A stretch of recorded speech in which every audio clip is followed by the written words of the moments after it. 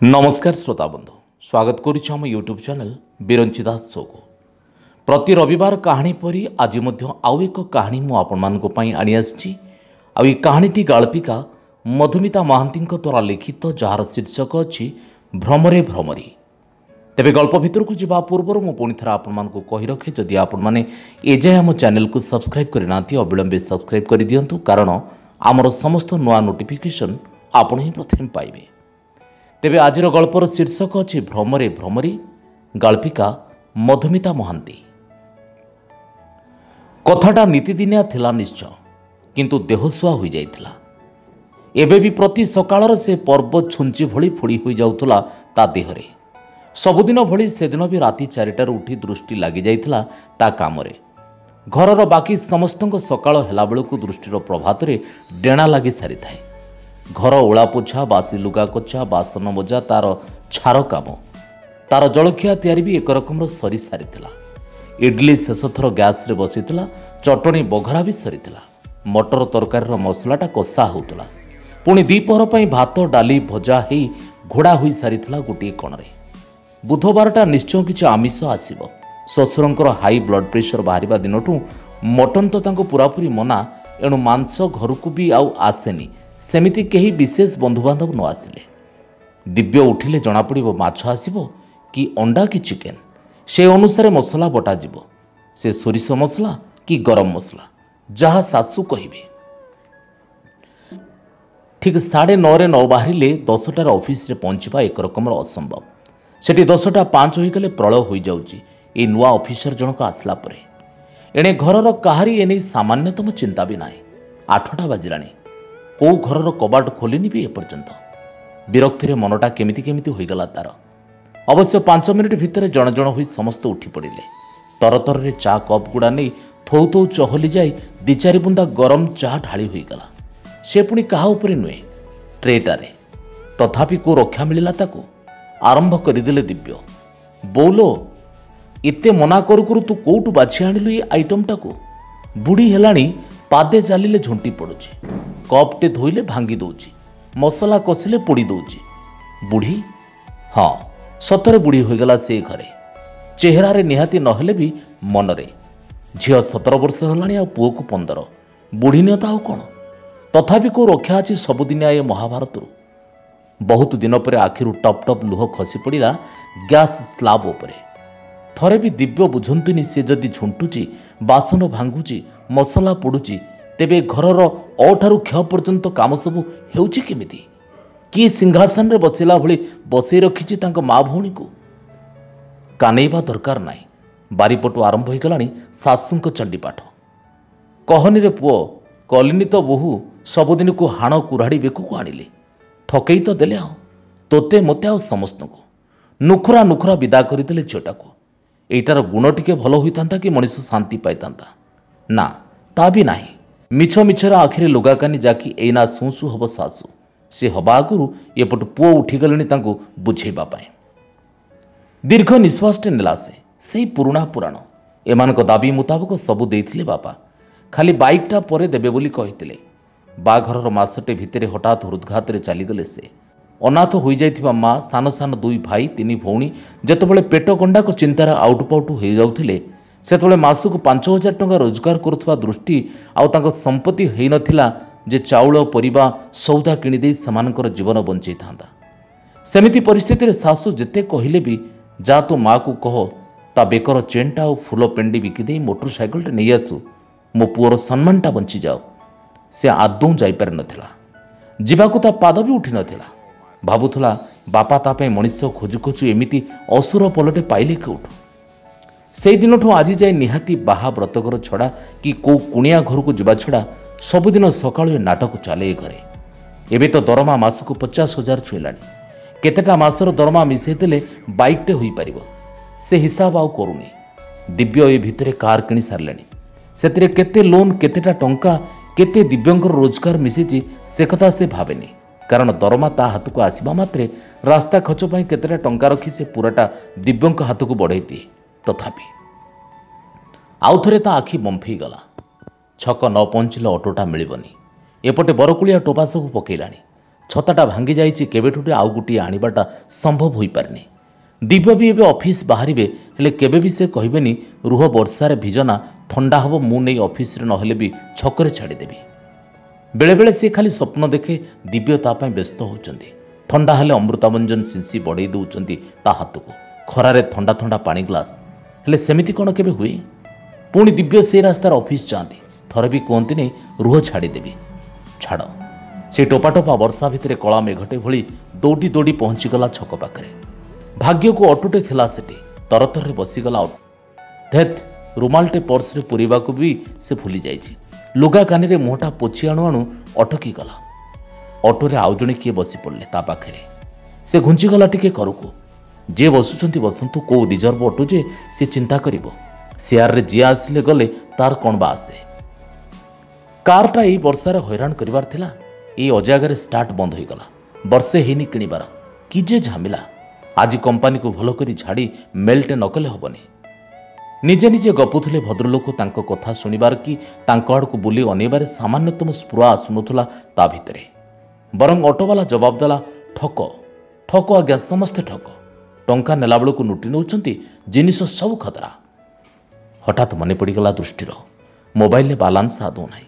କାଲି 100 ଟଙ୍କା ପକାଇଥିଲା, ସନ୍ଧ୍ୟାବେଳେ ନଣନ୍ଦ କାହା ସହ ଗପି ଗପି ପୁରା ଜିରୋ ବାଲାନ୍ସ କରିଦେଇଛନ୍ତି। କହି ତ ହେବନି କିଛି, ଅଥଚ ଆଜି ନ ପକାଇଲେ ନ ହୁଏ।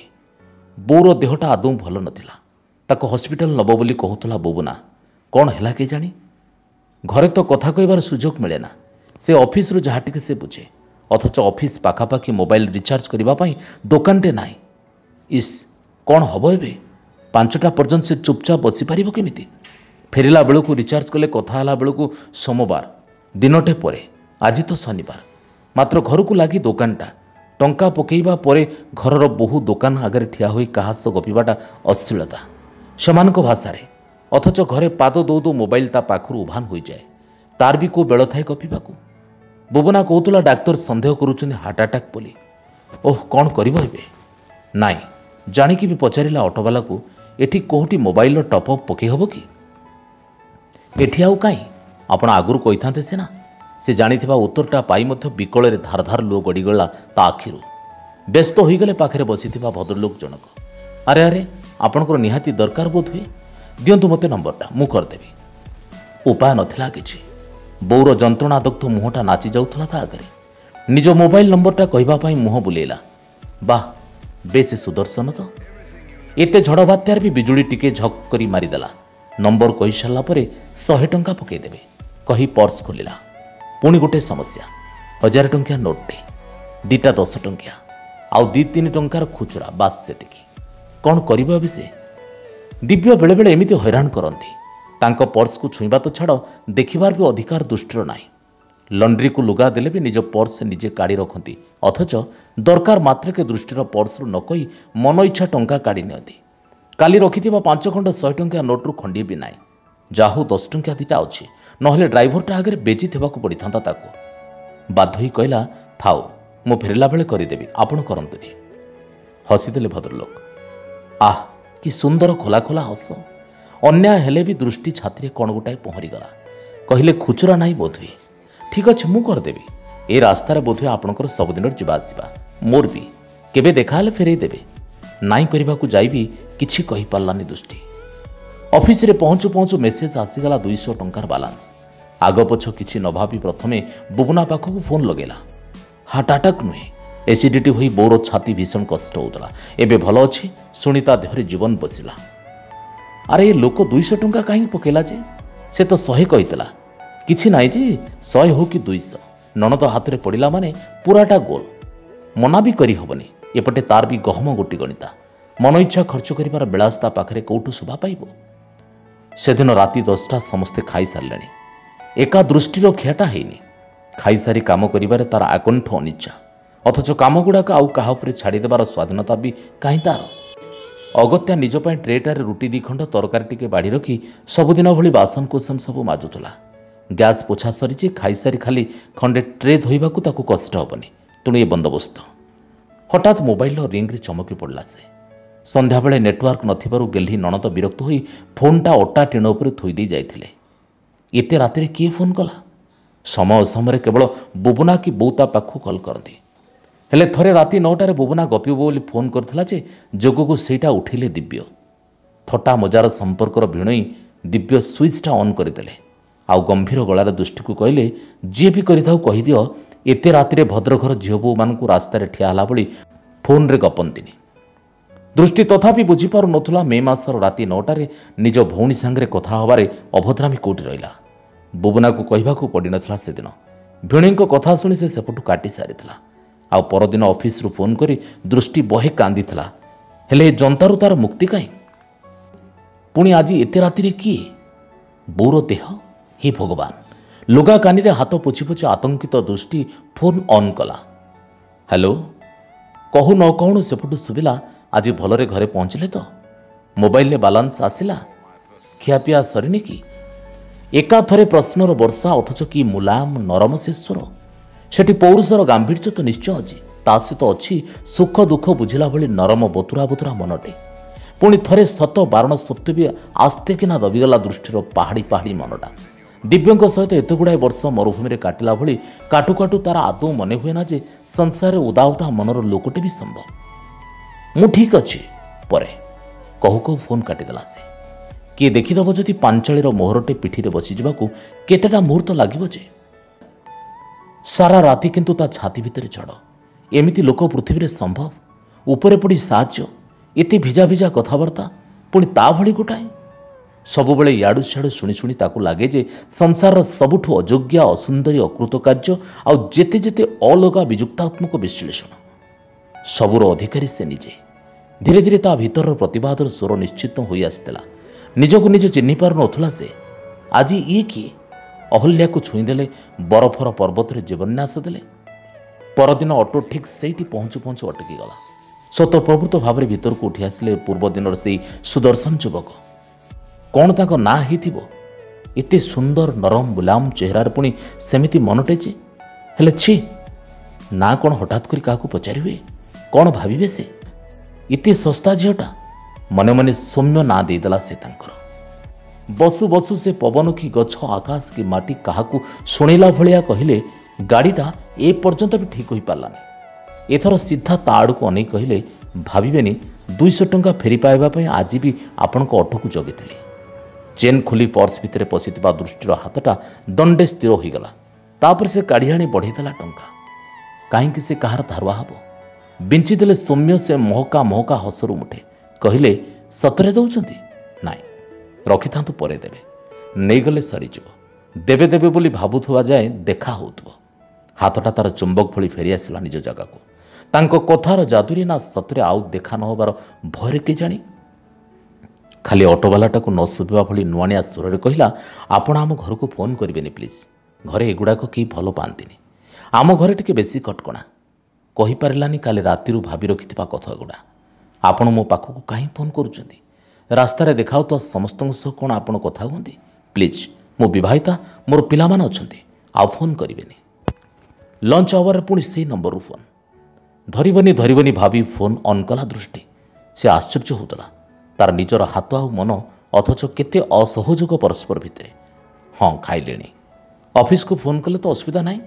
ଶୁଣନ୍ତୁ, ଆଜି ବର୍ଷା ହୋଇପାରେ, ଜଲ୍ଦି କାମ ସାରି ଫେରିଆସିବେ, ନହେଲେ ଭିଜିବେ, ସେଉଠୁ ଥଣ୍ଡା ଜ୍ୱର ହେବ। ହାଲକା ହାଲକା ହସର ଶବ୍ଦ ସେପଟରେ। ଅଫିସ ବନ୍ଦ ହେବ ଅଯଥାରେ। ଦୃଷ୍ଟି ରାଗି ଆସୁଥିଲା। କହିଥାନ୍ତା, ଆପଣ କିଏ ଏତେ ସବୁ ବୁଝିବାକୁ?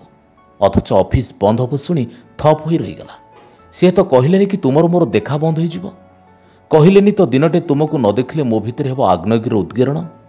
କହିଲେନି ବି ଦେଖୁଛ, ଖାଲି ଶବ୍ଦ କେତେଟା ତୁମଠୁ ଆଦାୟ କରି ବୋଲିକି ବାହାନା ମୁଁ ଖୋଜି ହେଉଛି। ତାହେଲେ କ'ଣ ସେ କହିବ, କେମିତି କହିବ? ସେତେ ନ ବୁଝିବା ଭଳି ନଥିଲା ଦୃଷ୍ଟି। ସବୁ ବୁଝୁଥିଲା, ସବୁ ଜାଣୁଥିଲା ଲକ୍ଷ୍ୟ ତାର ଠିକ୍ ନୁହେଁ।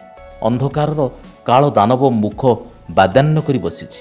ସେଠି ମୁହୂର୍ତ୍ତକର ଭୁଲଟେ ପାଇଁ କି ଅଥବା ଭୁଲ ଭାବୁନଥିବା ଠିକ୍ଟେ ପାଇଁ ସଂସାର ତାର ଉଜୁଡ଼ିଯିବ।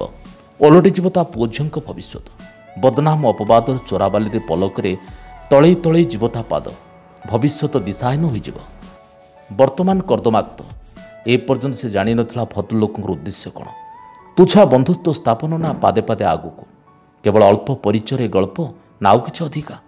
ସବୁଠୁ ବଡ଼ କଥା, ତା ନିଜ ମନ ତା ଆୟତ୍ତରେ ରହୁନଥିଲା। ସୌମ୍ୟଙ୍କର ସେ ମୁଚୁମୁଚୁ ହସ ଫିସ୍ଫିସ୍ କଥା ତା ଅଭିଜ୍ଞ ମନ ତାକୁ ଆଉ କିଛି କହୁଥିଲା।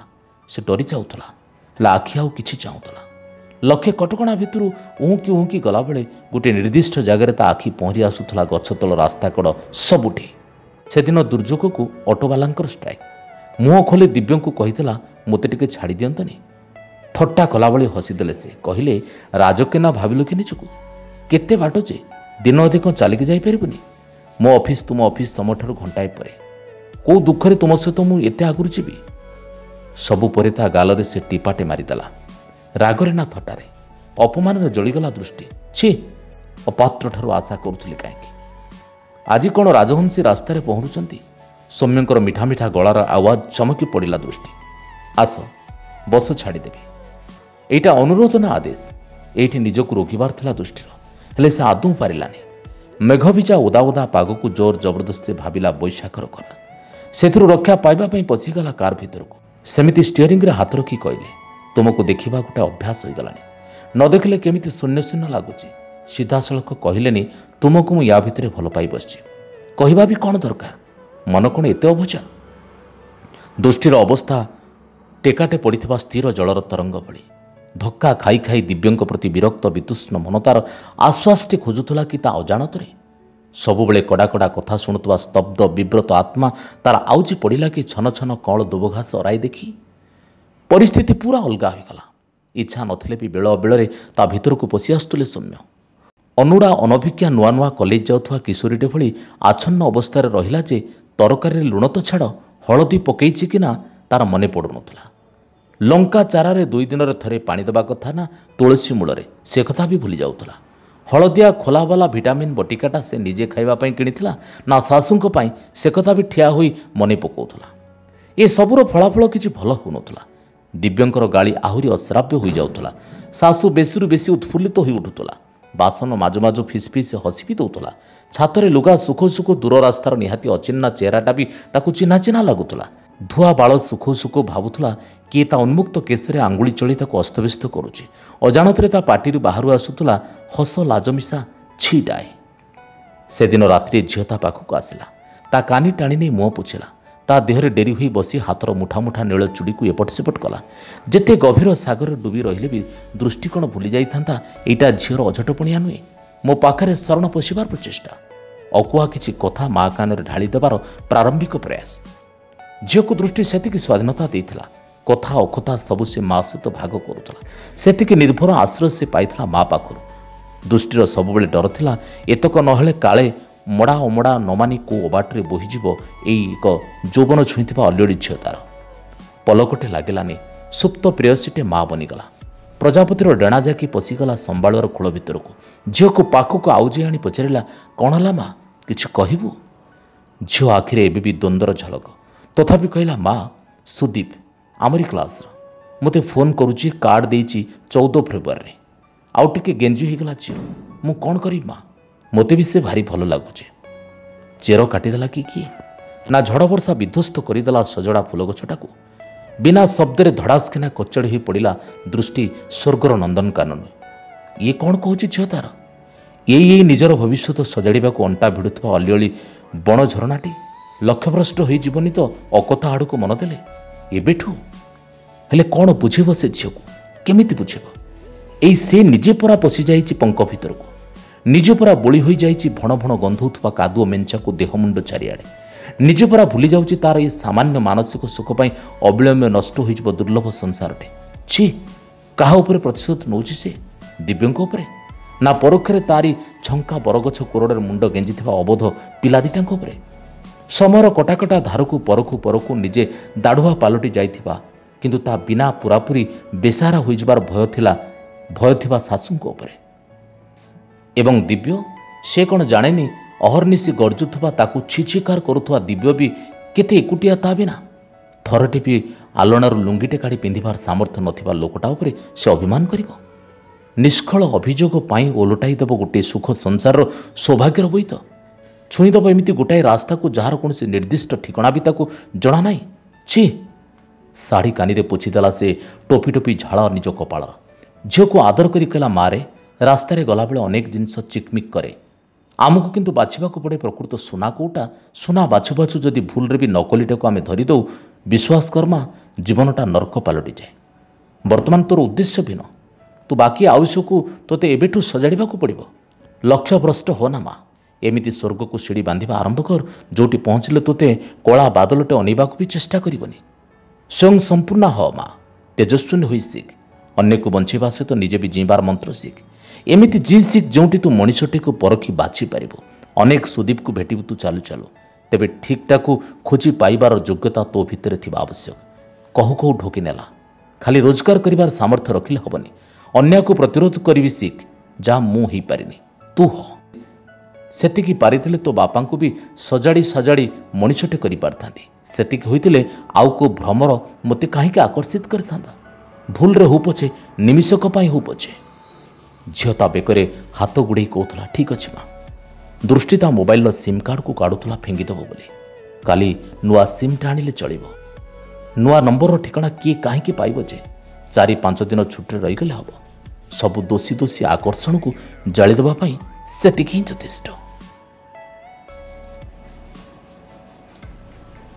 आपण शुणुले गाल्पिका मधुमिता महांती गल्प भ्रमरे भ्रमरे दृष्टि विवाह करी शाशुघर को आसवा या मध्य 20 वर्ष हो गला जीवन अपराह्न पहुंची सारा तथापि ताको बहुर मर्यादा भी मिलुनी। स्वामी शाशुंग गंजणा सांग को हतादर ता मन को अनेक समय आंदोलित करुच्ची। स्वामी दिव्यंग ठारू स्नेह आदर न पाई मानसिक कष्ट थिबाबेले जड़े अजणा युवक आ मात्र कई दिन मध्य गढ़ी उठी मध्य एक संपर्कर रज्जु हेले सामाजिक प्रतिष्ठा बढ़िला झीर मुह को चाहदेला दृष्टिर भ्रम दूर हो जाए सबुदिन ता इच्छा विरुद्ध में संपर्क काटिदेवा स्थिर करिछि।